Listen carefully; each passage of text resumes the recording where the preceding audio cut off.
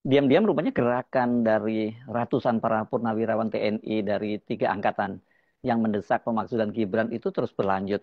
Hari ini, Jumat 30 Mei 2025, para purnawirawan itu berkumpul di rumah mantan Wakil Presiden Tri Sutrisno di Jalan Purwakarta 6, Menteng, Jakarta.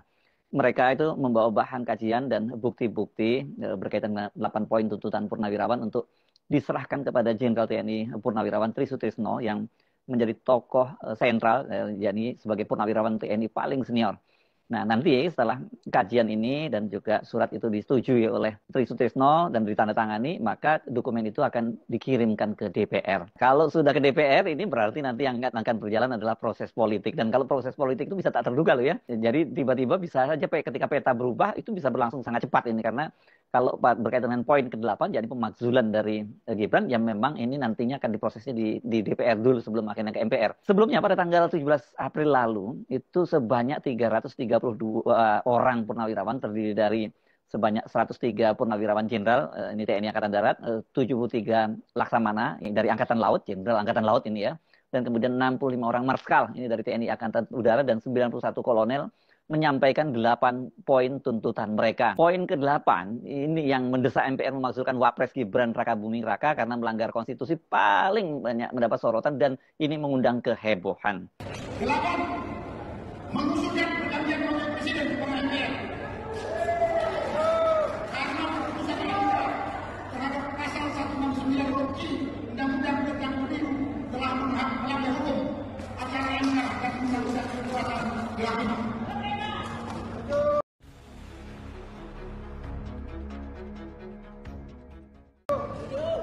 Presiden Prabowo tampaknya ini sangat berhati-hati dalam menanggapi pernyataan para purnawirawan itu. Gimana nggak berhati-hati ya, di satu sisi dia itu sekarang adalah sekutu politik dari Pak Joko Widodo, yang berarti juga Gibran Rakabuming. Tapi di satu sisi ini yang menandatangani ini beberapa diantaranya adalah senior dari Prabowo, khususnya Pak Tri. Dia kan Pak Prabowo ini sangat menghormati Pak Tri. Di surat itu kan ditandatangani oleh paling atas mantan Wakil Panglima TNI Faruk Rozi, kemudian ada mantan Kepala Staf TNI Angkatan Darat Jenderal Tiasno Sudarto, kemudian mantan Kepala Staf TNI Angkatan Laut Laksamana Slamet Subianto, dan mantan Kepala Staf TNI Angkatan Udara Marskal TNI Purnawirawan Hanafi Asnan. Nah, yang kemudian yang bikin ngeri-ngeri sedap itu karena itu kemudian diketahui oleh Jenderal TNI Purnawirawan Tri Sutrisno, mantan Panglima ABRI dan juga mantan Wakil Presiden. Jadi ini memang betul-betul nggak main-main gitu ya. Dan wabil khusus ini ya, Pak Tri, yang ini adalah jenderal sekarang yang paling senior, dan sangat dihormati di kalangan TNI. Jadi wajar kalau kemudian kelihatan sekali bahwa para purnawirawan itu yang lain yang katakanlah mereka tidak setuju dengan sikap ini, mereka lebih menahan diri. Presiden Prabowo baru sepekan kemudian mengundang penasihat khususnya bidang politik dan keamanan yang juga pernah menjadi Panglima ABRI, yakni Jenderal TNI Purnawirawan Wiranto itu, dan kemudian setelah bertemu dengan Presiden dia menitipkan pesan Prabowo. Pada waktu itu Wiranto menyatakan bahwa Presiden menghormati dan memahami pikiran-pikiran itu karena kita tahu bahwa beliau dan para purnawirawan satu alma mater, satu perjuangan, satu pengabdian, dan tentu punya sikap moral yang sama ya dengan jiwa Sabta Marga ya dan sebuah prajurit itu. Oleh karena itu beliau memahami itu. Kalimatnya Wiranto memang sangat diplomatis ini. Ya, karena bagaimanapun juga Pak Wiranto ini dikenal juga sebagai pendukungnya Pak Jokowi loh, justru yang berhadapan dengan Pak Prabowo tadinya ya. Tetapi sebenarnya kita bisa melihat sikap resmi dari Pak Prabowo, dari Presiden Prabowo itu dari pernyataan Menteri Pertahanan Letnan Jenderal TNI Purnawirawan Syafri Samsudin. Syafri menyatakan bahwa kami menghormati apa yang menjadi pemikiran para sesepuh, dan itu kata dia disampaikan pada tanggal 30 April. Dan dia mengatakan usulan mencopot Gibran sebagai Wakil Presiden harus dikaji oleh pemerintah. Mana yang produktif dan mana yang mungkin belum bisa kami adakan pembahasan lebih lanjut, kata dia begitu. Ini bukan soal produktif atau tidak, ini kalkulasi politik lah ya, sebenarnya harus betul-betul dihitung.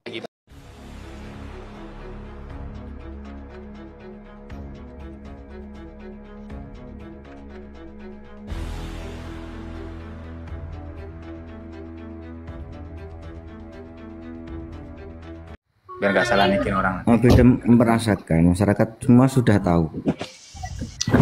Oh, berarti memang iya bang ya, berarti kalau abang bilang Assalamualaikum. Waalaikumsalam bunda, sebentar bunda ya. Jadi abang bilang mungkin abang di tengah hutan itu di era Pak Jokowi. Memang iya bang, aku juga ada teman aku termul bang ya. Teman aku termul bang. Memang di era Pak Jokowi bang, memang bagus bang. Sampai seminisasi di depan rumahnya itu pun itu berkat Pak Jokowi bang. Memang semuanya itu dilakukan oleh Pak Jokowi bang. Memang saya salut sih bang. Memang Benar-benar lah di era Pak Jokowi ini bang. Masuk gorong-gorong ya, Hos. Hah? Host Mas Sarmila,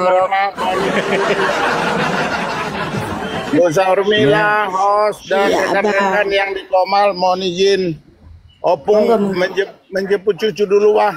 Ya, Pung. Oke. Oke bang, siap bang, siap bang. Ya. Itu dulu ya Mbak. Salam sehat, salam sejahtera, saya Horas. sampaikan. Horas. Horas bang, siang bang. Opung, siang Selanjutnya, Opung. Hati-hati di jalan Opung ya. Yuk. Hati-hati, ya Opung. selanjutnya tak nyimak dulu aja ya Mbak ya. Oke, nggak apa-apa, lanjut dulu, lanjut bang. Bang ini.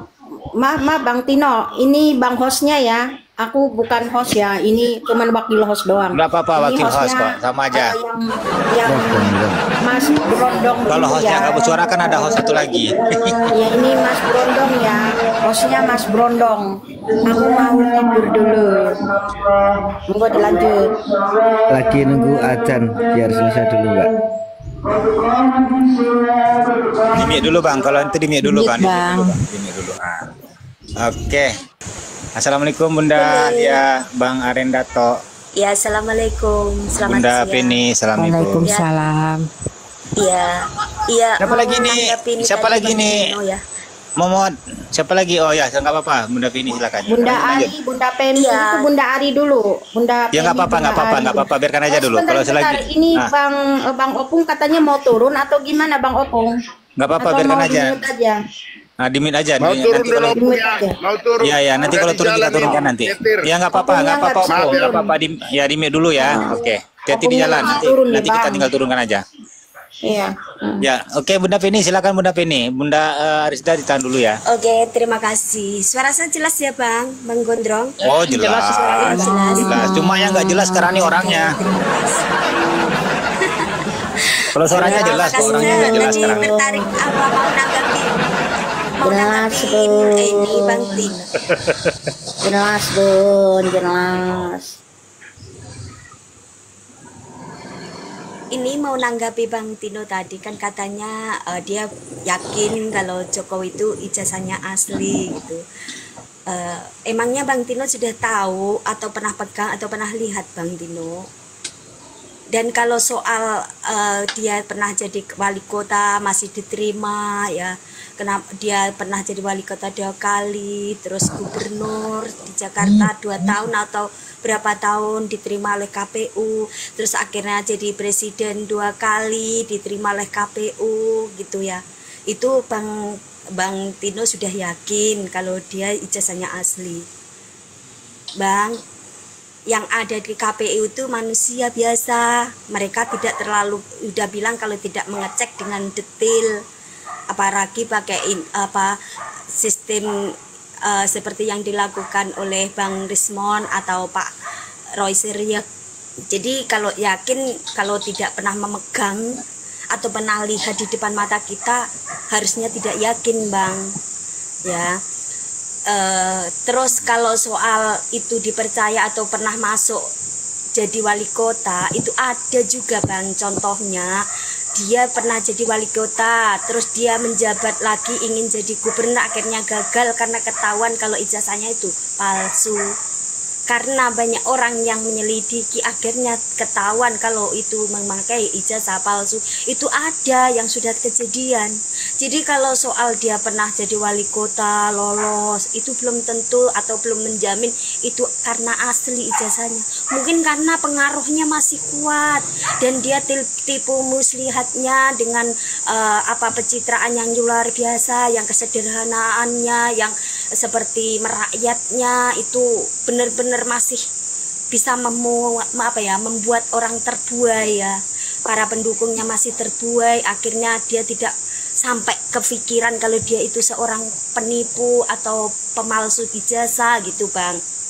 Tapi setelah dia menjadi presiden itu, pertengahan mungkin ya 2018 itu atau 2000 berapa ya, sudah mulai diselidiki oleh rakyatnya karena kualitasnya dalam sebagai seorang pemimpin Bang. Dilihat sebagai seorang pemimpin, katanya Insinyur Dr. Andes yang pernah memakai gelar itu di kancah negara orang ya, di kancah dunia atau di negara orang itu kita tidak bangga.